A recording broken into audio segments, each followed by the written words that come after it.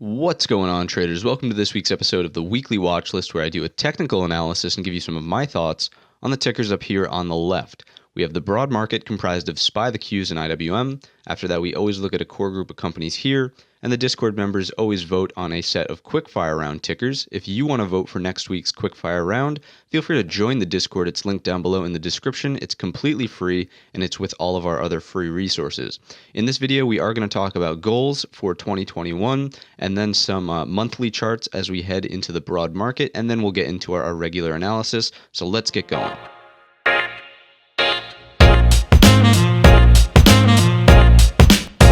So there's three things that I want to share with you that don't work for me as a trader, and I need to stop doing them into 2021. That is one of my goals here. So the first thing that doesn't work for me and that I need to work on is adjusting the trade plan on the fly. It just never works out in my favor. I usually always, end up getting stopped out, taking a larger loss than necessary. And to illustrate that here, I'm looking at Fastly. This is the 5-minute chart, but if you're familiar with the Fastly daily chart, you'll know that there was a large gap to fill above this $100 round number. On this particular day, I was watching for that setup to take place. Here, you can see we got a green 5-minute bar closing above the level. So I was in long some calls here, and immediately following that, you can see a nasty red candle that brought us all the way back down here.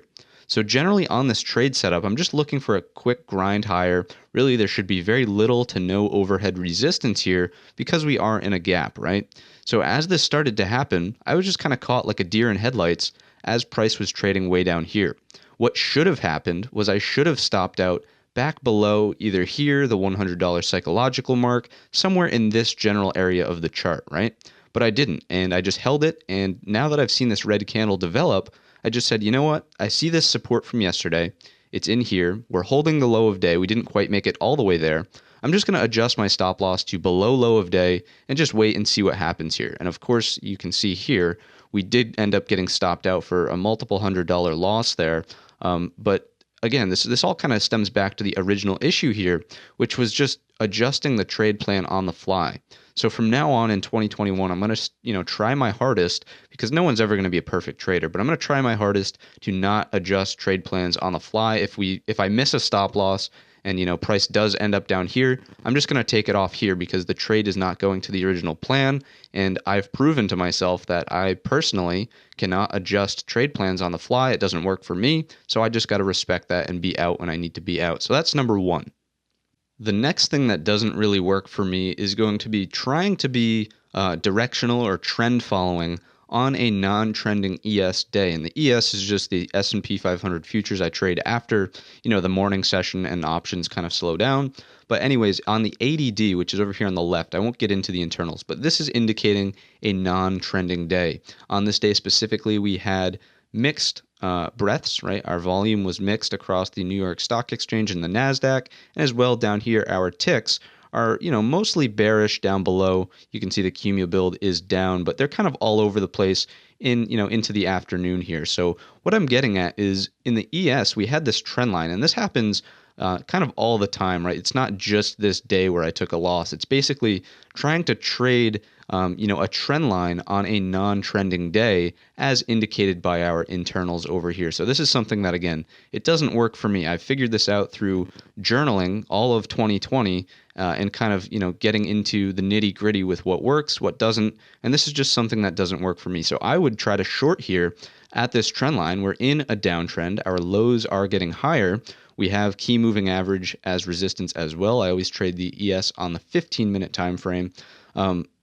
So you can see that this short obviously wouldn't have worked out. We did dribble a little higher, and being a responsible trader, you would have stopped out somewhere in here. Especially with a short, you got to be diligent with those. But the point being is that trying to be directional on a day where internals are saying, nothing of the sort just obviously hasn't worked for me. So that's one thing I'm going to try to cut out as well.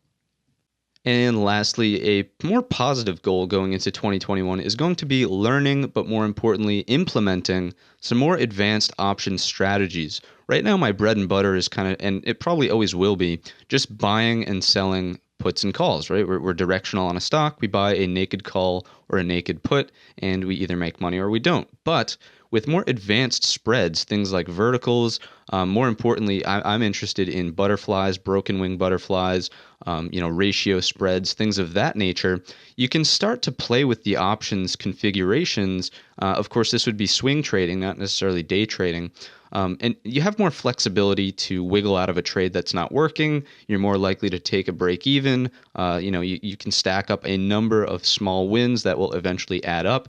But basically what I'm getting at here is I'd really like to implement with real money, some of these more advanced strategies. It's one thing to just kind of study them and understand them at a base level, but it's a whole nother thing to kind of take it to the next level and actually trade them with real money, get a feel for how they trade, what should you be looking out for, what can you learn from them, how can you adjust on the fly. And again, maybe this is a strategy, or I know for a fact that this is a strategy that you can adjust on the fly, unlike that, goal number one that we talked about, not adjusting on the fly on a day trade. Well, completely different here with swing trading, advanced or more complex spreads. So that's a goal number 3 of mine that's a little bit more optimistic as opposed to pessimistic. We talked about things that didn't work. I want to try something new.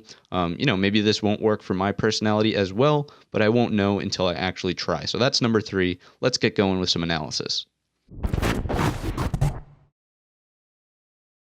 So jumping into the SPY monthly to just check out the monthly bar, but more importantly, the actual year-to-date return on SPY. If we go from the January 1st of last year to the end of this year, we're looking at a almost 16% return, even after taking in late winter, early spring, a over 30% haircut there. So really impressive that the market made such a recovery. Again, I'm not going to get into the fundamentals and all that nonsense, just looking at the facts here. So I really like that. And it's a constant reminder that if we zoom out far enough in a market ETF, again, not an individual company, but a market ETF, the overwhelming trend is always going to be up because markets were invented really to, make people money. No one would want to be involved if they were here to, potentially lose you money. So overall, if you zoom out far enough, always in an uptrend, something to keep in mind. In terms of the monthly bar, though, what can we take away from it? Obviously, we are breaking out of this sort of monthly bull flag, this range that we were stuck in for quite some time. Value here, and the range is completely above the prior month's bar, which is bullish. We have a small upper wick, completely fine, not really worrisome to me as we head into blue sky territories. On the weekly chart, really not much to say here either, other than the fact we're breaking out of this 4-week sort of balance, and we know that we're breaking out of a monthly bull flag. So the general assumption here is up and higher, but with a new year upon us, I don't want to make any crazy assumptions. We're just going to play the chart as it lies. Green bar happening above our range of consolidation, we have to assume upward. So now on this daily chart, you can see that we've really done nothing more. Again, it was a shortened holiday week here, but just went sideways that entire time, set a new all-time high towards the end of the week on some pretty impressive volume, actually, considering, again, that holiday towards the end of the week. New gap below us, which is between 371, fills down to 369, about a $2 gap to the penny there. So keep that in mind if we break below this sort of 4-day balance lows. With this large green continuation bar towards the end of the week, closing near the highs, all-time highs that is, I would expect, again, some more upward action. Maybe if we clear that all-time high, we're looking at blue sky territories, whole and half dollars, intraday levels that do form. First support below will be this 372.44. You can see it was prior all-time high. Resistance. So watch out for that to turn into support. Again, here is our gap. Anything underneath, we have 367.04. And then I really don't want to see it violate this level here at 364.22 because that is our 4-week consolidation balance lows. Anything underneath that and probably a little bit more aggressive of a pullback. Looking into the Qs now, just to check out our year to date, if we go from the low, or the open rather, to our close here of the year, we're looking at over 45% gain in the tech Qs, which is just absolutely astronomical. If we go down to the lows, this one only took a haircut of about 23%, so not as bearish as the SPY there on the initial move to the downside. But in terms of the December bar and what we're looking at here, again, we are having value clearly break away to the upside, breaking out of this even more clear bull flag on the monthly. So upside continuation looks likely. Of course, there is no upper wick like we saw on SPY, so we have to account that for being even more bullish. In terms of the weekly chart, really not much concerning here. Very small and tight body. Again, holiday week, lower volume down below here. Nothing to really comment on other than the fact that once again, we are breaking out of, instead of a 4-week range, more of a 2-week consolidation period here.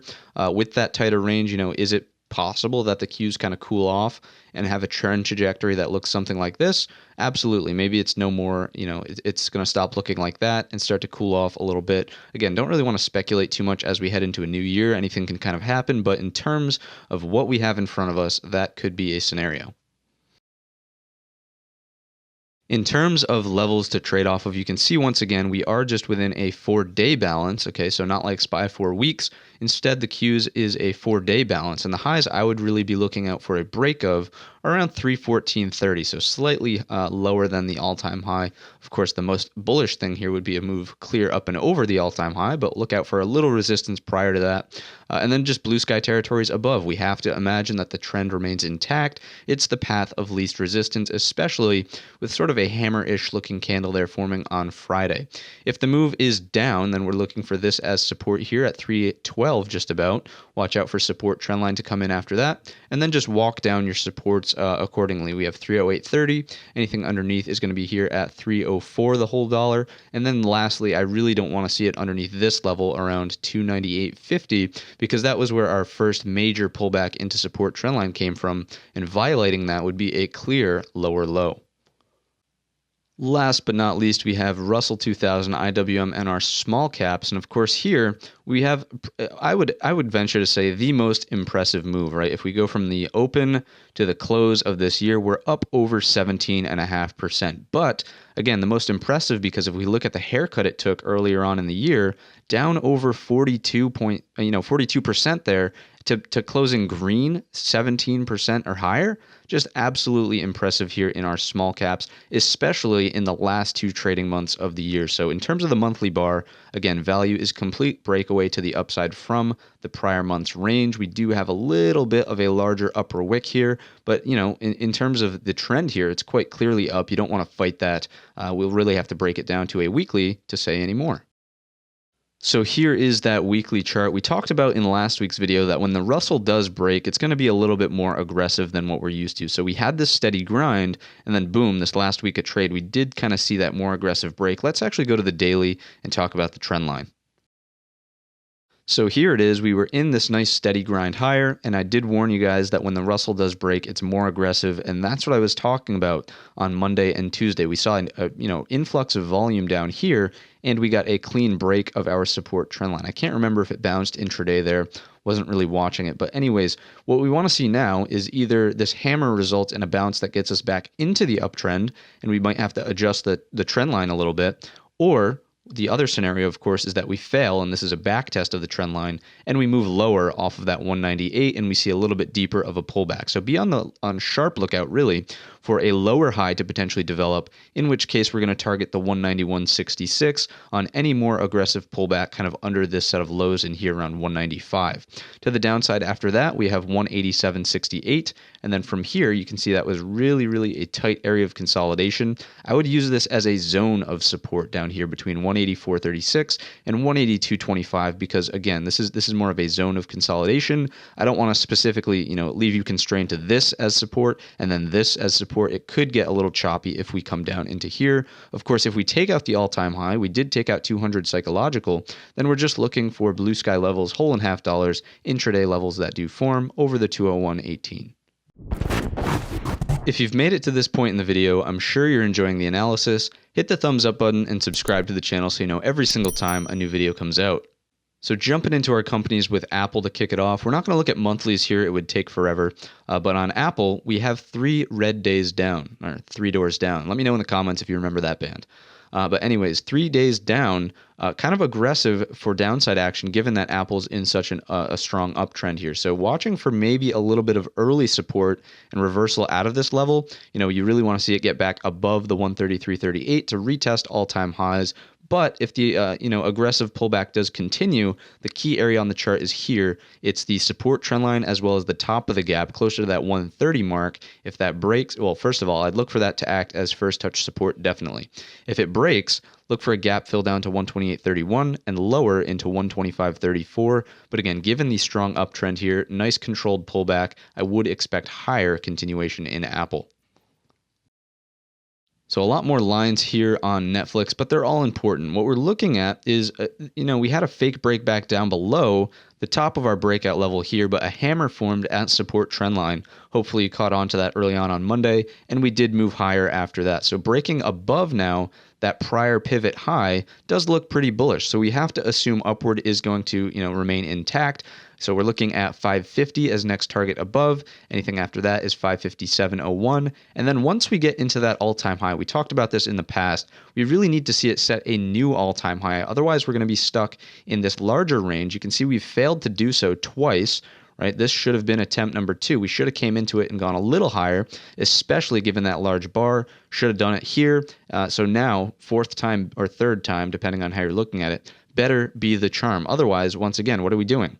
Nothing. Sideways in a range. So look out for that to the upside. If we do fail and start to move back lower into sort of this area, obviously key support is the breakout area around 518.75, which will start to coincide with support trend line. Definitely a first touch buy if we get there. Anything lower, 503.87 and 50 SMA should provide super support.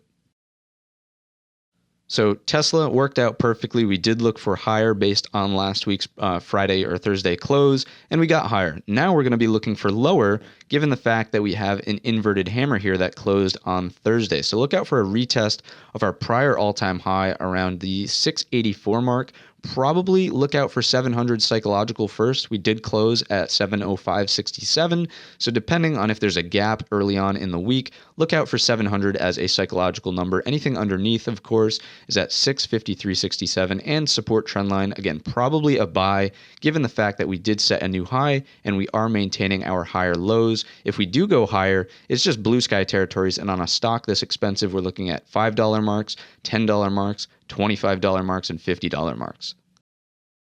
So Alibaba is now possibly the gappiest chart I have ever seen. Let's start from the bottom and work our way up. We have a gap here, which is technically below us. That fills from 229.66 down to 224.90. Above us, we have another gap that fills from anything over 243.49 up to 252.78.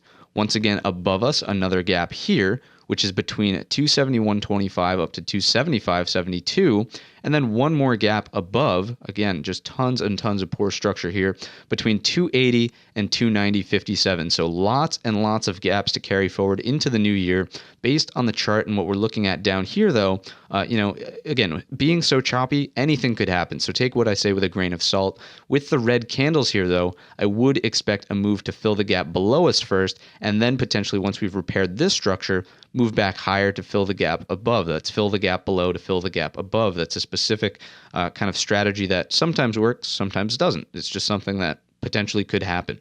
If we do move lower underneath the 224.90, look for 212 to act as key support. If we move into the gap above, we already talked about where that fills, but do keep in mind the 200 SMA is there as well. It's going to be kind of around that 250 psychological number as well, so it could be a bump in the road before the gap fills ultimately to this prior flush point in here at 252.78. So definitely a choppy chart. I would take this one on a day-by-day basis. Pretty tough to swing trade right now.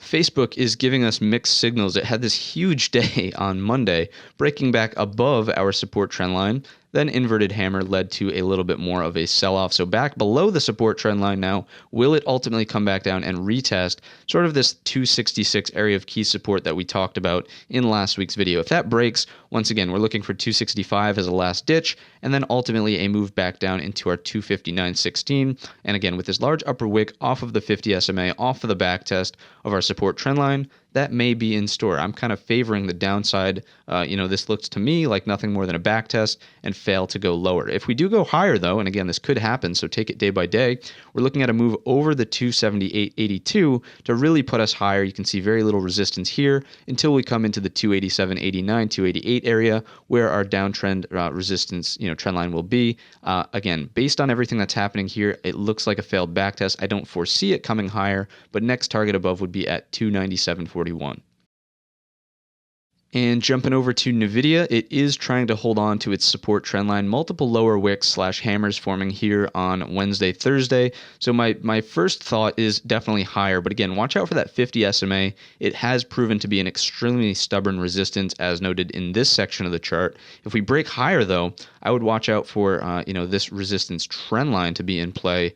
Probably something that looks like this. If we can clear that, again, kind of in line with that 50 SMA, maybe come back in to retest kind of this lower high that we set in here at 538.22. If we go higher, of course, we have here 544.42. Again, with the hammer, looking like it might want to bounce, but if it breaks, that's a pretty significant break of the support trend line and this triple bottom area that we have at 515.50. We're looking for lower into 504.76 and then 500 psychological before our 492.20.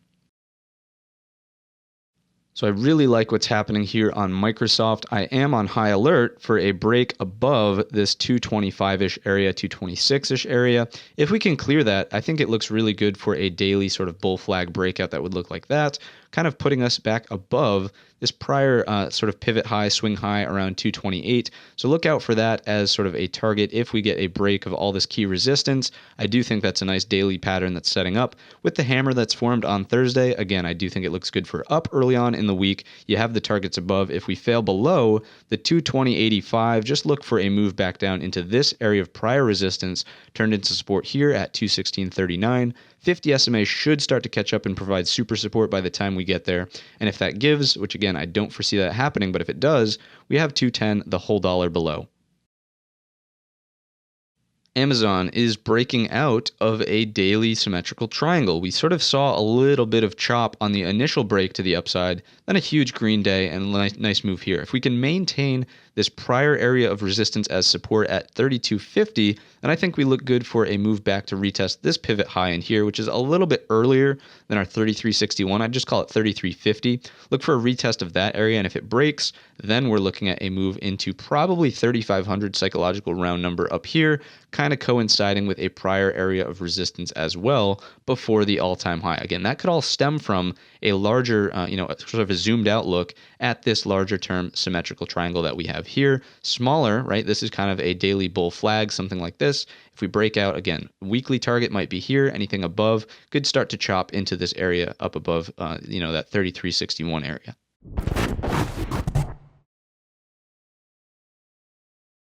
Kicking off the quickfire round with NEO. This was the most voted for ticker in the Discord server, so we're going to cover it first.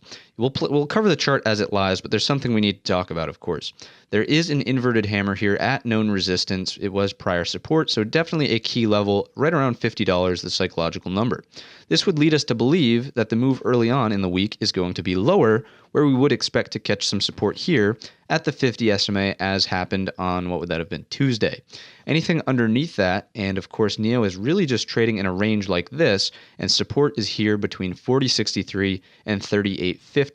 But of course, we can't ignore the fact that on January 9th it's a technical, or a catalyst rather, NEO day. They're going to reveal some new vehicle, something or another, that could move the stock higher, right? This is kind of one of those hype stocks. I wouldn't be surprised if it moves higher, but this is where I need to throw in this little disclaimer / if you learn anything from this video, please take away that we need a technical break and we can't just trade based on the news. So we need to clear this resistance at 50 or 49.43, depending on how you want to look at it. We need to clear it with acceptance before moving into the next target at 54.16. Sure, the news event could be a catalyst, but it is not a reason to just go out and blindly buy NEO, whether it's options or stock itself. You need the technical break. So again, that little bit of a rant here, but it was so heavily voted for, I'm sure, because of NEO Day, and I do want to mention that. So targets above here at 54.16, as we talked about, all-time high after that at 57.20, and then blue sky levels after that. So Fubo is, let's just keep on ranting here for a minute. This is another reason why I kind of stay away from these hype stocks because at some point, some of them, not all of them, some of them will come back down and break your heart. And if you're not a, very disciplined trader, you just see this thing going, going, going. You're like, hey, I want to get in on this action. You're a buyer somewhere up here. And then this thing starts to pull back and you say, oh, well, I'm just getting it on sale a little bit. I'll buy here, pulls back a little more. Oh, this can't go any lower. I'll just buy some in here. Can't go any lower. Look at this prior uptrend that it was in over here. I'll just buy some down here.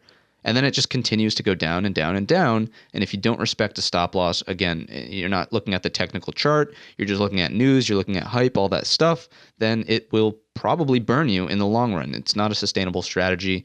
Okay, so rant over for the week, I promise this time. If this is going to go sideways and find support anywhere, now is the time to do it. Look at this prior area of consolidation between 29.39 and 25.89. Needs to go sideways here at the 50 SMA if there's any chance of this, potentially rebounding anywhere back up above. You can see there's a number of gaps above that I won't go through all of them. You can sort of see them there. It's such a sloppy chart that I don't even want to try to point out targets above. You can see the gaps. You can see where they're at. Very poor market structure here. Something I would not trade, again, based on all the reasons I just talked about. But if it does need to find support, now is the time. Check out all this red volume down below. I mean, just in my opinion, I would completely stay away. Moving a little bit quicker now on FCell, you can see we are holding a prior area of resistance as support, which looks good, but inverted hammer here in upper wick would lead me to believe that maybe we test it one more time at 1075. If it breaks, we're looking at 917, anything underneath at 734. If we curl back up, simply look for a retest of all-time highs around 1391 or 14 the whole dollar. Leaving ZM slightly zoomed out so you can see where exactly the gap fills down to at 325.44. I would suspect we probably go there with that red continuation candle, maybe find some support at it. If not, 200 SMA is just below. If we find a little bit of support here and reverse to the upside, key support or resistance rather on the back test of key support that was at 378.99. QS, you already know my thoughts and feelings. I would completely stay away. Terrible market structure up here. Very emotional candle here. And again, a red continuation candle to the downside. If it continues lower, $57 or $60, the whole number there should act as support. Probably some intraday stuff, in this area. I'm not going to try to predict where that would be at. If we reverse back to the upside, probably want to at least have $100, the psychological mark, on your radar. Anything above 122.56, all-time high at 132.73. Again, my thoughts and feelings on stocks like this. I don't trade them. I wouldn't recommend any newer traders to trade them. Stay away, in my estimation. So TDOX, finally something that has some reputation, trades well. It's in a daily symmetrical triangle with hammer candles here, printing at our 250 SMAs. So that being said, lots of support here right around the 195 mark. If we can go higher and see more of a bounce, start to form, then we do want to retest the top end of our symmetrical triangle. Resistance here at 212.83. If it breaks, next target above is up here around 230. Based on this little uptrend that we're kind of remaining in, I would like to see that upward continuation. Looks good finding some support here at the moving averages. If we do go lower, though, we have supports mapped out. Support trend line, anything underneath 175. UPS, leaving it zoomed out once again, just so I can show you where we've been and where we're kind of headed, just in a balance/consolidation zone for a number of months here. We are forming a little bit of a new uptrend, right? Doing something like that, finding potentially a new set of higher lows here. We would need to see this act as support around 166.61 and then set a new set of higher highs to technically remain in an uptrend. Now that higher high would be coinciding with the all-time high around 177.12. I wouldn't be surprised if we got a pullback if we got there and then potentially did something like this if the uptrend remains intact. If we fail here at 166.61 though and see a lower low develop, we need to see technically a break that back down below here at 163.68 for a move back down into 156.79. It's been such strong support, I don't see any reason for it breaking now unless potentially this guy over here, earnings down the road, is a negative catalyst. SQ is pulling back into a prior area of resistance, which then turned into support and is turning into support once again. We really want to see it hold this 215 area. If it can, then we're looking for a move back higher. In here, you're probably going to have to go in and pick out some intraday levels because that is, quite a nice controlled move lower. You can see all value is kind of overlapping there, which is exactly what you want to see in a controlled downtrend. So again, pick out some intraday levels there, but ultimately the swing high or the all-time high up around 243.39 138 is the target above if we catch support here. If we move lower, we're looking at $200, the psychological mark, and super support with our 50 SMA to act as next support below. I would definitely be looking for a first touch bounce there, but probably, too aggressive of a pullback at that point to really be retargeting, areas way back up here. Anything underneath 191.85, and then you can see quite a ways to go lower if we breach that support down to 159.34. Peloton, let's clean this one up. We'll do this one live here, so we'll clear that and start from scratch. What we're looking at now is a nice clean chart. Beautiful. We have 164.40 as resistance up here. If we can take out this 2-day high actually at 155.10, that actually looks like a really nice pressure cooker top to move higher into that area there at 164.40. So that's a potential setup for early on in the week. If we fail below our 146.45, probably fill this very small gap that's remaining in the chart down to 144.69, and then anything underneath, I would probably look out for here, prior all-time high, prior resistance at 137, and then we'll just go one more lower, probably in this area. Prior resistance should turn into support at 125.61.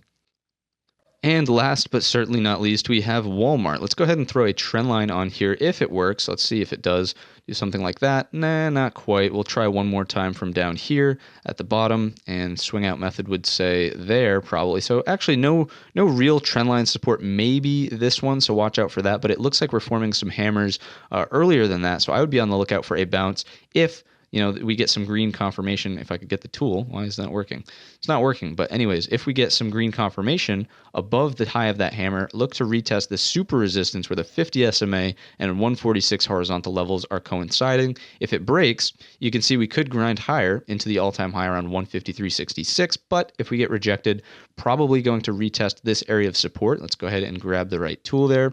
That area of support is here at 143, and that breaks, puts us at the trend line, and boom, lower after that, probably after not setting a new higher high, right? This would be our high. We need to get higher then. If we don't do that, it's a lower high, probably break the support trend line on the retest and move lower into 135.73. So that's going to be it for this week's episode of the Weekly Watchlist. If you enjoyed the video, if you enjoyed the goals, if you enjoyed talking about NEO and the technical break, the little rant there, please let me know down below in the comments section or by simply leaving the video a thumbs up. Let's go ahead and move into 2021 with a clean slate. Let's hit it hard. Let's make some money. And with that, I wish you a green trading week.